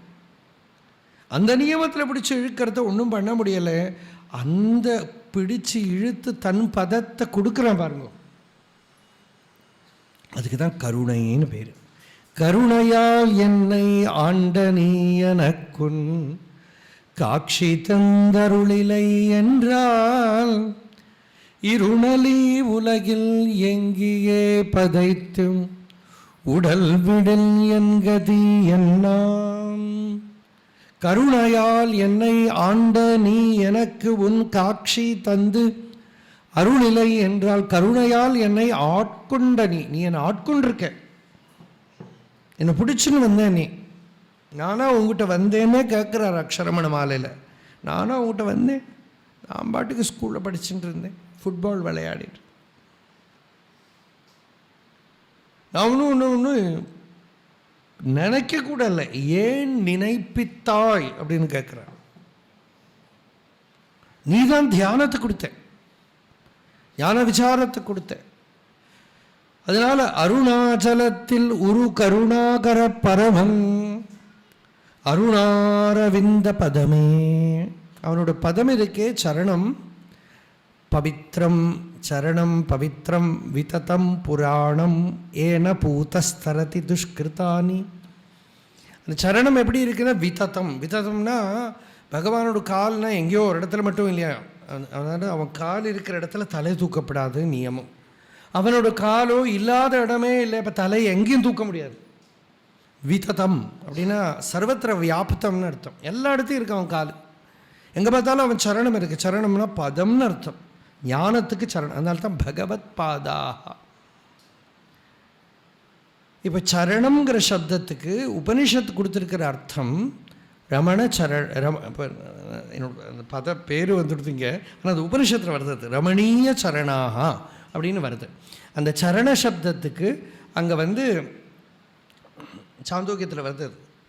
அந்த இடத்துல பாஷ்யத்தில் பகவத்பாதா சொல்ல சரணம்னா ஞானம்னு அர்த்தம், ஆத்ம ஞானத்துக்கு சரணம்னு பேர்.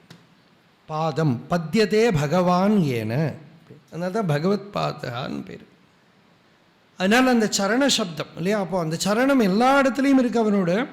அருணாரவிந்த பதமே அப்படின்னா அந்த பதம் தான் பாதம், பாதம் தான் பதம். அந்த ஸ்டேட்டுக்கு தான் காலுன்னு சொல்கிறாளே தவிர அவன் காலை எங்கே போய் பார்க்குறது நமக்கு.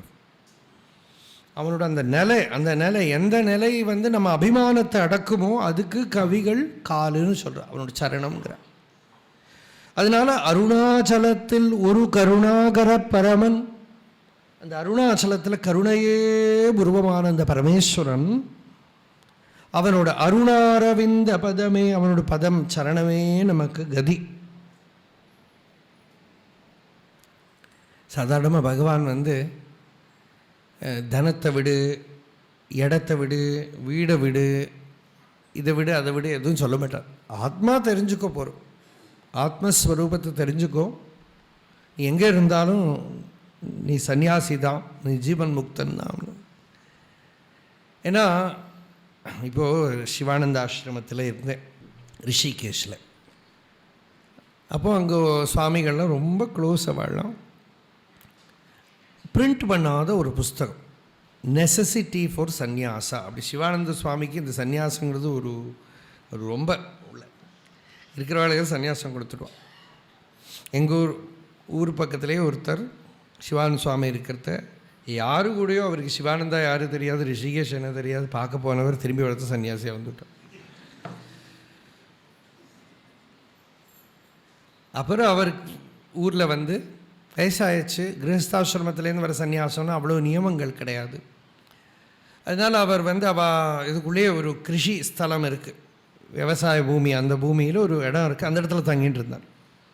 அவரோட பிள்ளை தான் பகவான்கிட்ட நடராஜ மாமா. ஏஎஸ் நடராஜன் லைப்ரரியில் இருந்தார், ரொம்ப பெரிய பக்தர். ரொம்ப நாள் ரமணாசிரம லைப்ரரியில் இருந்தார். எல்லா பணம் அதிலிருந்து எல்லாத்தையும் விட்டு லாஸ்ட்டில் இங்கே இருந்தார். பெரிய சரீரம் வேறு. 2:30 மணிக்கு பிரதட்சணம் போவார். நான் ராத்திரி ஒரு 8 மணிக்கு பிரதட்சணம் போய் 11:30 மணிக்கு படுத்துப்பேன். அவரோட ரூமில் தான் தங்குவேன் முதல்ல. அவர் ஒரு 2:30 மணிக்கு, அப்போது அவருக்கு கிட்டத்தட்ட 75-76 வயசாச்சு, பெரிய சரீரம். அப்புறம் கிட்டத்தட்ட 93-94 வயசு வரை இருந்தார். 2:30 மணிக்கு பிரதட்சணம் போகிற வழியிலெல்லாம் விழுவார். விழுந்து விழுந்து விழுந்து பிரதட்சணம். கார்த்தால் 4 மணிக்கு ரெஸ்ட்லாம் எடுக்க முடியாது, லைப்ரரி போகணும். லைப்ரரியில் அப்படி ஒரு வைராகியம். லாஸ்ட்டில் முடியாமல் இருந்தால் நம்ம பிரவச்சனம் எல்லாம் ரெக்கார்டு போய் கேட்டுகிட்டே இருப்பார். அப்பப்போ வந்து பார்க்கறதுக்கு என்னை கூப்பிட்டு விடுவார். ஒரு நாளைக்கு நம்ம ஒரு பக்தர் சதீஷ் இருக்காருங்க, சதீஷ் நானுமா போனோம். சாயந்தரம் நடராஜன் அவருக்கு ஒரு நாஸ்டாலஜியா, ஒரு ஸ்மிருதி என்னன்னாக்கா, அவள் அப்பா சிவானந்தா கிட்ட போய் சன்னியாசம் வாங்கிட்டு வந்தார். சன்னியாசம் வாங்கிட்டு தனியாக தான் இருந்தார். அவரோட சகோதரர்கள்லாம் பாலக்காட்டில் நெமாரைங்கிற கிராமம் அங்கே இருந்தார். சகோதரர் இருந்தார் ஒருத்தர். அப்போ இவள் அப்பா வந்து ஒரு நாளைக்கு ஒரு பையனை இவள் அண்ணாக்கிட்ட அடிக்கடி சொல்லியிருக்கார், எனக்கு நடராஜனை பார்க்கணும், வர சொல்லுன்னு. ஒரு தந்தி போடணும். தந்தினாக்க டெலகிராம். அவன் ஒன்றும் காதலையே போட்டுக்கலை. எனக்கு உடம்பு முடியலை, அவன் வர சொல்ல, அவனுக்கெல்லாம் நிறைய வேலை இருக்கும் போல, கூப்பிட முடியாது. ஒரு வேலைக்காரனை கூப்பிட்டு ஒரு டெலகிராம் அடிக்க எழுதி கொடுத்து போஸ்ட் ஆஃபீஸில் போய் போடுனான். அவன் அந்த டெலகிராம் ஆஃபீஸில் போய் டெலகிராம் போட்டுட்டான்.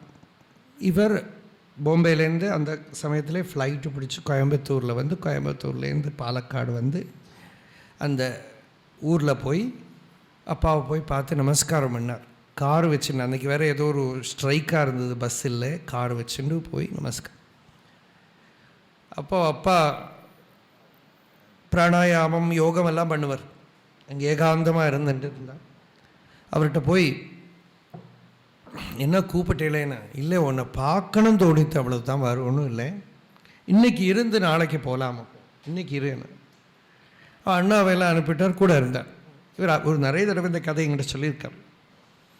அப்புறம் கூட படுத்துண்டு ராத்திரி நிறைய கதைகள் எதுவெல்லாம் சொல்லி 10 மணி வேறு அவருடைய தியானத்தில் உட்காந்து அவர் படுத்துட்டார்.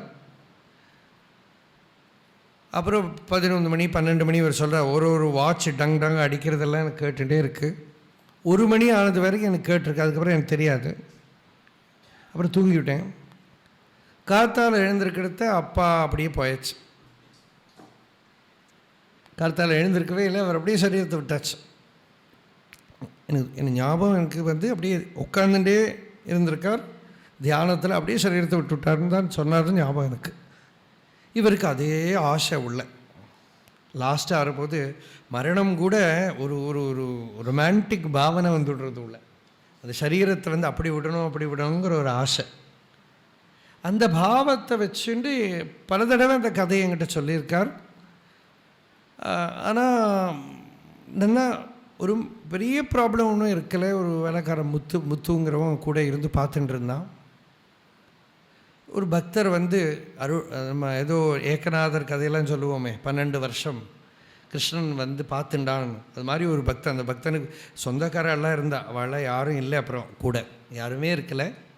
நம்ம நினச்சிக்கிறோம் சொந்தக்காரா யாராவது தான் பார்த்துப்பான், யாரும் ஒருத்தரும் இருக்கலை. ஒரு பக்தரை பகவான் வச்சுருந்தான்.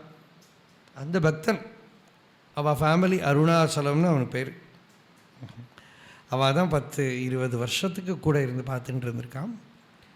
அதில் லாஸ்ட்டில் அவர் உடம்பு பெரிய ப்ராப்ளம் ஒன்றும் இல்லை. ஆனால் நான் பார்க்க போன இடத்துல இந்த சதீஷை காட்டி என்கிட்ட, நான் அதை இவனை போல் ஆகணும், அப்புறம் நீங்கள் போகிற இடத்துக்கெல்லாம் உங்கள் கூட வரணும், அது முடியலைன்னா எனக்கு வாழ வேண்டாம், எனக்கு போரும் உயிர் எடுத்தோம். இவர் அங்கே போனால் என்னை விட மாட்டார்னு தெரியும். நான் சொன்னேன், பகவான் சந்நிதியில் போய் சொல்கிறேன். இல்லை நீங்கள் போனேன்னா வரமாட்டேன், அதனால் இப்போ போக வேண்டாம் அப்படின்னு. கொஞ்சம் நேரம் இருந்து திருப்பி இதையே சொன்னார். நான் சொன்னேன், இப்போவே போய் பகவான் சந்நிதியில் போய் சொல்கிறேன். இவர் திருப்பி நீங்கள் போனால் வரமாட்டேன், போக வேண்டாம் சொல்லிகிட்டு இருந்தார். நான் முள்ள சொல்லி புரிய வச்சு நேர பகவான் சந்நிதியில் போய் ஆசிரமத்தில் போய் சொல்லிவிட்டு நான் அப்படியே இருக்கிற இடத்துக்கு போயிட்டேன். இதெல்லாம் நடந்தது வந்து இப்போது ரீசெண்ட்லி ஒரு 10 இயர்ஸ்க்குள்ளே தான்.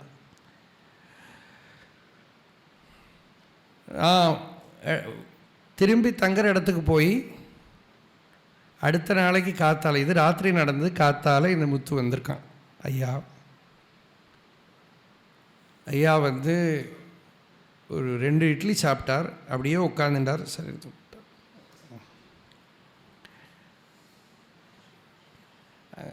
பகவான் சந்நிதியில் போய் சொல்லிட்டு வந்தேன். கொஞ்சம் நேரத்தில் ஆயிடுத்து. அந்த ஜீவனோட சங்கல்பம் ஒரு பலம் வச்சுங்களேன். உள்ள சரீரத்தை விடணும். இந்த சரீரத்தை விடுற கதைன்னு எடுத்துட்டாலே அதில் ஒரு அழகு. அப்போது அந்த அருணாச்சலத்தை நினைக்க முக்தி. அப்போ இந்த சந்நியாசம்னு சொன்னதுமே எனக்கு இது இப்படி ஞாபகம் வந்துடுத்து.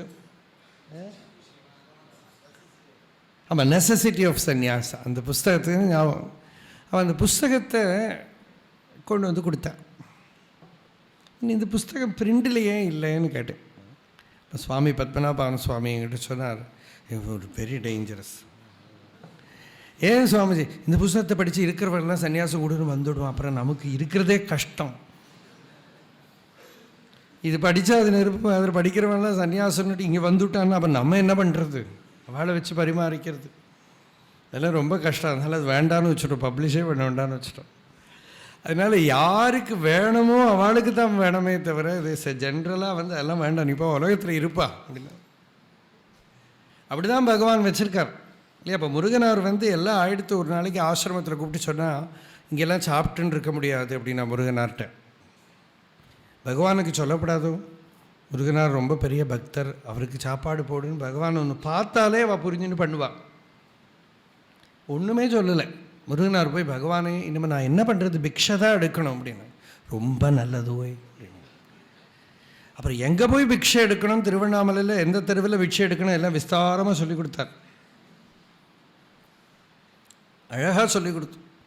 ஏன்னா ஈ ப்ரிஃபர்டு தட்.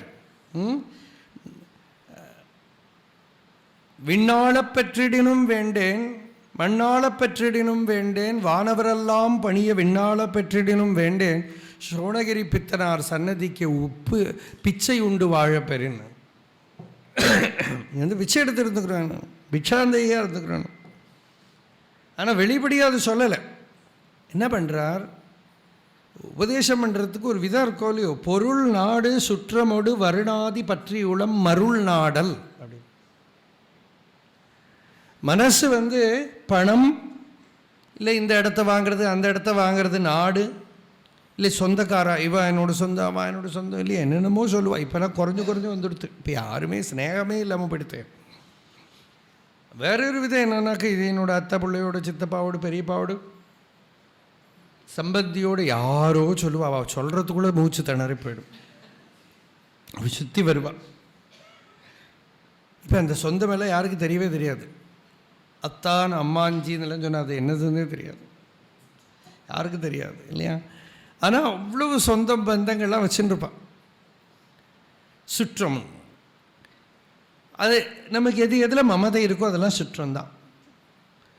பொருள் நாடு சுற்றமோடு வருணாதி நவர்ணா நவர்ணாசிரமாச்சார தர்மா பிராமண க்ஷத்ரிய வைசிய சூத்ர பிரம்மச்சாரி கிரகஸ்த வானபஸ்த, இந்த வர்ணாதிகள் இதில் எல்லாம் அபிமானம் பட்டுண்டு இதில் எல்லாம் மனசை விட்டு உளம் மனசு மருள் நாடல். மருள் நாடல்னா இருட்டாகிறது. மனசு வந்து ஆத்ம தியானம் பண்ணுறதுக்கு பதிலாக சரீரத்திலேயே போய்டுறது. சரீரத்திலேயே போய்டுறது. மருள் நாடல் அற்று, அப்படி மருள் நாடல் இல்லாமல் அஜ்ஞானத்தை அடையாமல் நிதமும் நித்திய நிரந்தரம் தெருள் நாடு உளத்தில் பரமசுத்தமான மனசு, உபாசனையினால் கர்ம விசுத்தியினால் பரிசுத்தமான மனசில் தெருள் நாடு உளத்தில் நல் அருள் நாடி நிற்கும் அவர். பகவானோட கிருபையை எதிர்பார்த்து எதிர்நோக்கி, ஞானம்தான் அருள், அந்த ஞானத்தை அடைஞ்சு இருள் நாசம் உற்று. இருள் நாசம்னா திருஷ்யமே நீங்கி திருங்மாத்திரமான ஸ்வரூபம் மட்டும் விளங்கின்னு இருக்கிறது தான் இருள் நாசம். பகவத்பாதால் சொன்னார், நான்கிறது வெளிச்சம், மீதியெல்லாம் இருட்டுன்னுட்டார். அந்த நான்கிறது சித்துங்கிறது வெளிச்சம், ஜடமெல்லாம் இருட்டு தான். அதனால் இருள் நாசமுற்று அந்த அஜ்ஞானம் நீங்கி ஜீவன் முக்தர்களாகி பூமி மேல் அப்படின்னா செத்து போனதுக்கு அப்புறம் இல்லை, ஏதாவது வைகுண்டத்தில் கைலாசத்துக்கு போனதுக்கு அப்புறம் இல்லை, பூமி மேல் தருணாருண கதிரின் அருள் நாளும் உற்று சுக வருணாலயத்தில் இழிவார்.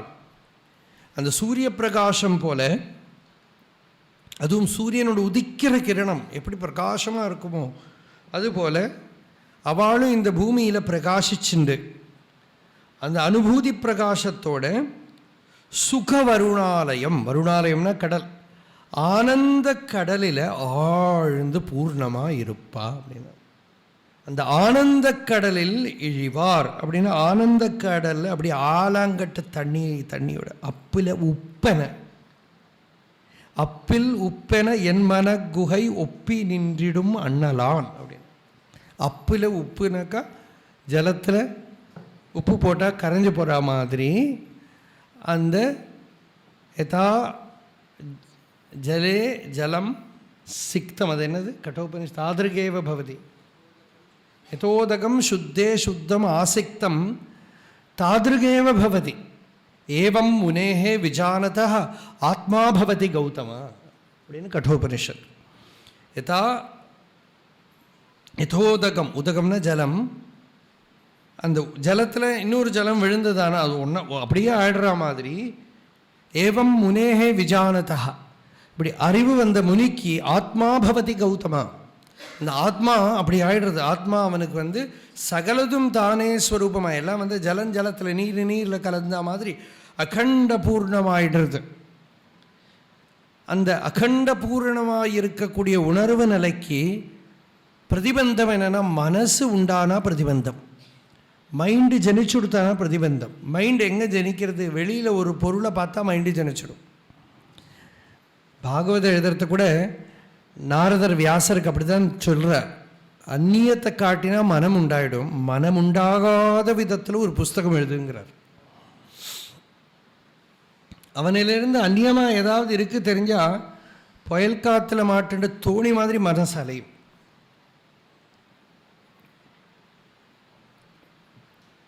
ததோ அந்யதா கிஞ்சன யத் விவக்ஷதः பிருதக் திருஷः தத்கிருத ரூபநாமபிஹி ந குத்ரசித் குவாபி ச துஸ்திதாமதிः லபேத வாதாஹதனௌரிவ ஆஸ்பதம், வாதாஹதனௌஹு இவ ஆஸ்பதம் ந லபேத. அக்ஷரமணமாலையில் ஒரு பாட்டு இருக்கு, என்னது? புயல் காற்றுல மாட்டின்ற தோணி. மீகாமன் இல்லாமல் மா காற்று அலைக்கலம் ஆகாமல் காத்தருள் அருணாச்சல, இல்லையா? இந்த மாகாற்று அலைக்கலம், பெரிய புயல் காற்றுல மாட்டின கலம், சின்ன தோணி மாதிரி மனம் அலைய ஆரம்பிக்கும். தத்துவ நிச்சயம் வரலையானா அந்த ஏகாத்ம தத்துவ நிச்சயம் வந்துடுத்தானா மனம் அடங்கிவிடும். அதுக்கு விருத்தமாக மனசு சின்ன சின்ன விஷயங்கள் எல்லாம் நினைக்க ஆரம்பிச்சு கொடுத்தானா இந்த விஷயங்கள். அது சந்நியாசங்கிறதோட பொருள் என்னதுன்னா நமக்கு நினைக்கிறதுக்கு ஒன்றும் இருக்கப்படாது. நினைக்கிறதுக்கு ஏதாவது இருந்து கொடுத்தானா அது அத்தியாசம்னு ஆகிடும், அது நமக்கு ஆத்ம நிஷ்டைக்கு விருத்தமாயிடும். அதனால் சந்நியாசத்தை டிஃபைன் பண்ணணுன்னாலே அப்படி தான் டிஃபைன் பண்ணணும். சந்நியாசம் எடுத்துக்கிறதுனாலையோ கொடுக்கறதுனாலையோ ஒன்றும் சந்நியாசம் வந்துவிடாது. அது வச்சுட்டே தான் சொல்லிகிட்டு இருக்கேன். அது எடுக்கிறதுனால கொடுக்கறதுனால ஒன்றும் வராது. சந்நியாசங்கிறது ஞானத்துக்கு இன்னொரு பேர், வேதாந்த விஜான சுனிஷ்டிதார்த்தாக சந்நியாச யோகாதி யதய சுத்த சத்வாக. சந்நியாச யோகம்னு பேர் அதுக்கு.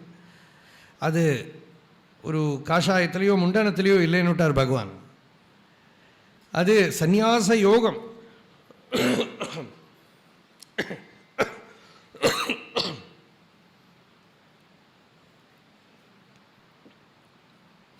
அதனால் அது எப்படி வருது? அந்நியம் எதுவும் நினைக்கிறதுக்கு இருக்கப்படாது. யோகமும் இது எல்லாத்தையுமே சேர்த்தியே வாசிக்கணும்.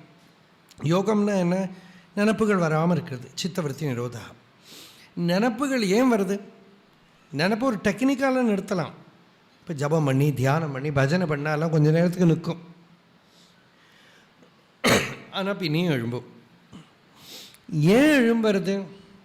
நமக்கு நினைக்கிறதுக்கு இருக்கிற பொருளையெல்லாம் நீங்கள் கொஞ்சம் பரீட்சணம் பண்ணி பார்த்தா தெரியும். நாம் இப்போது அமெரிக்கன் பிரசிடெண்ட் காத்தால் பிரேக்ஃபாஸ்ட்டு சாப்பிட்டாரா இல்லையா நம்ம யாராவது கவலைப்படுவோமோ? ஒன்றும் கவலைப்பட மாட்டோம். இல்லையா? ஆனால் சாப்பிட்டா என்ன வேணும், சாப்பிட்டாட்டா என்ன வேணும், ஒன்றுமே கவலை இல்லை. இதுவே நமக்கு பக்கத்தில் இருக்க நம்ம குழந்தை சாப்பிட்டுதா இல்லையா, இல்லை நம்ம வீட்டில் இருக்கிற வாழை பற்றி, இல்லை நம்ம உடம்பை பற்றியே, வெளியில் இருக்கிற வஸ்துக்களை பற்றி எல்லாம் நினப்பு நேச்சுரலாக வரும். அந்த பற்றுதல் எங்கெங்கே இருக்கோ அந்த பற்றுதல் எல்லாம் நினப்பை விட்டும். பற்றுதலை விட்டால் போரும் அப்படின்னு அப்படி விட முடியுமானா நல்லது. அப்படி பற்றுதல் இல்லாமல் எது எதனால நமக்கு நினப்பு வருமோ, எண்ண அலைகள் எண்ணலை இரும் என்று அருணாச்சல அக்ஷரமண மாலையில் கேட்குறார். விண்ணூறு உனை நான் நன்னிட, அனந்தமாக இருக்கிற உன்னோட ஸ்வரூபத்தை தெரிஞ்சுக்கிறதுக்கு எண்ண அலை இல்லாமல் இருக்கணும், நினப்பு இல்லாமல் இருக்கணும், தாட்ஸ் டிஸ்டர்ப் பண்ணாமல் இருக்கணும். அந்த தாட்ஸ் டிஸ்டர்ப் பண்ணாமல் இருக்க தேகாத்ம பாவம் அற்று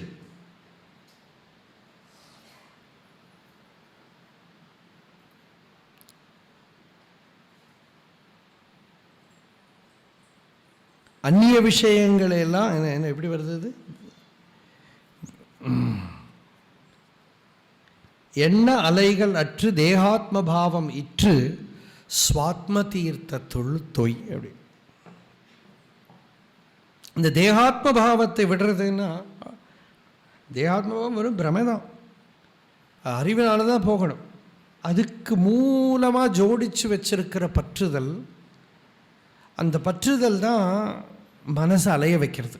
அந்த பற்றுதல் முக்கியமாக எங்கே இருக்குன்னா நம்ம பேங்க் டெபாசிட்,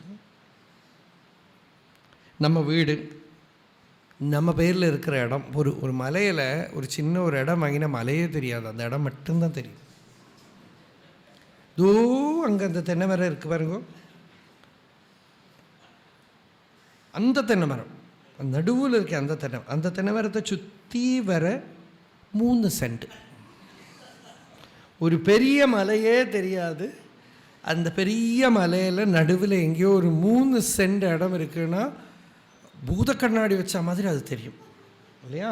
அதான் நாடு, என்னோட இடம், என்னோட இடம் இருக்குது, என்னோட இது இருக்குது எல்லாம் சொல்.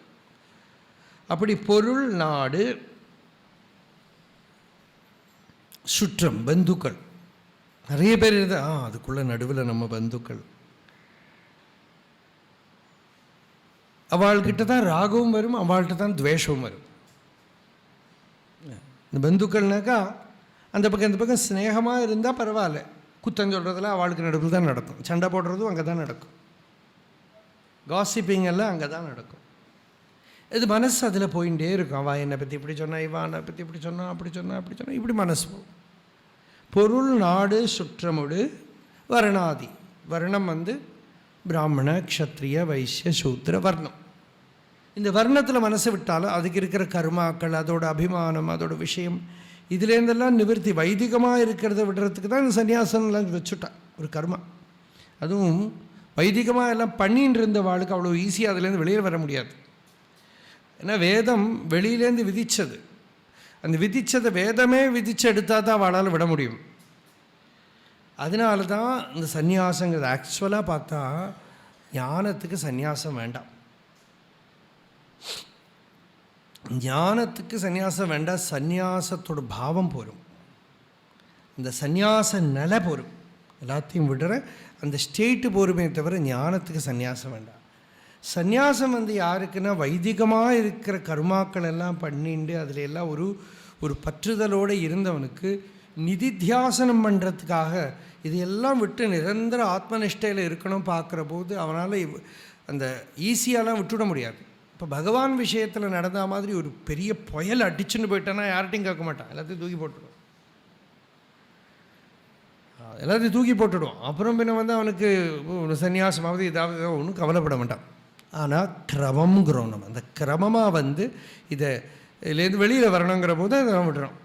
அல்லாட்டா இப்போ இதில் பகவான் சொன்ன மாதிரி உள்ளால் பற்றுதல் இல்லாமல் இருந்தால் போகும். இதில் எல்லாம் பற்றுதல் பகவத் தியானத்துக்கு பிரதிபந்தம் வந்துவிடப்படாது, அகங்காரம் வந்துவிடப்படாது. பொருள், நாடு, சுற்றமுது, வருணாதி பற்றி உளம் மருள் நாடல், உள்ள இருட்டு வந்துவிடப்படாது. அபிமான விருத்தி அகங்காரம் இருட்டு வந்துவிடப்படாது.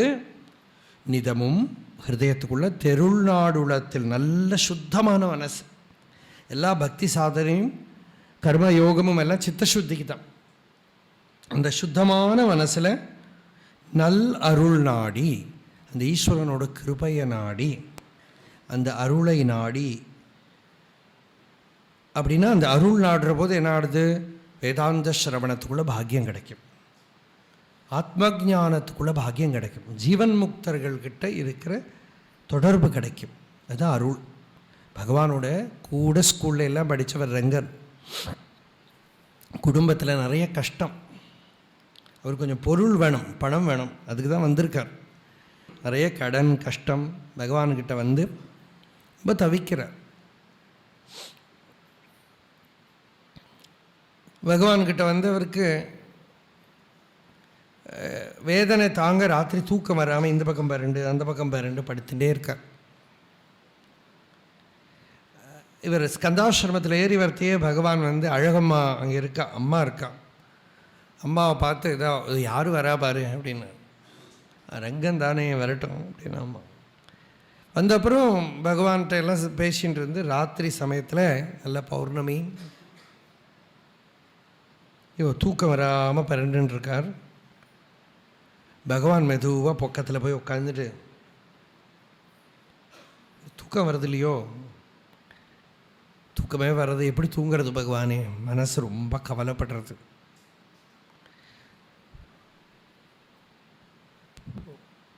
அப்படின்னு சொல்லி ரொம்ப வேதனைப்பட்டுருக்கோம்.